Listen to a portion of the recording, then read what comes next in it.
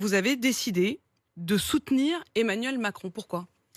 Parce que c'est son projet qui me semble le plus intéressant, parce que c'est le candidat qui ne l'est pas officiellement, mais c'est le président de la République, et que je fais partie quand même des Français qui sont plutôt contents, qui n'ont pas envie de se vautrer dans cette espèce d'opposition acrimonieuse, critique souvent de façon injuste, et parce que j'observe ce qui se dit, j'observe un peu les opinions des uns et des autres, notamment sur les réseaux sociaux, et que ça me suffit pour savoir qui je suis et qui je ne suis pas. Et je ne suis définitivement pas quelqu'un qui Au fond, ce va que vous voulez soutenir dire.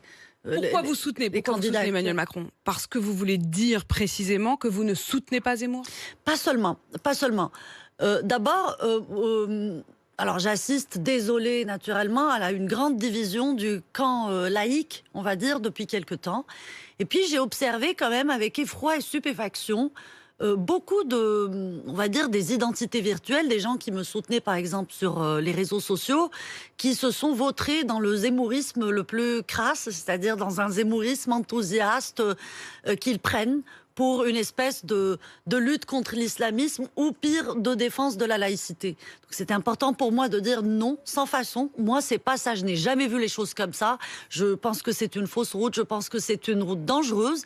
Mais j'estime que le courage, ce n'est pas seulement de dire ce contre quoi on est, mais de dire ce pourquoi on est. Je ne l'ai jamais fait dans le passé. C'est la première fois, oui, que j'apporte mon soutien à un homme politique qui, de surcroît, est le président de la République et qui, je l'espère, moi, sera candidat à la prochaine élection, parce que je pense qu'il est le seul aujourd'hui à nous proposer une sortie par le haut, qui n'est pas dans cette espèce de guerre de petites acrimonies, qui n'est pas dans cette espèce de guerre d'ego à laquelle on assiste, et qui en plus, a un bilan qui me semble très positif.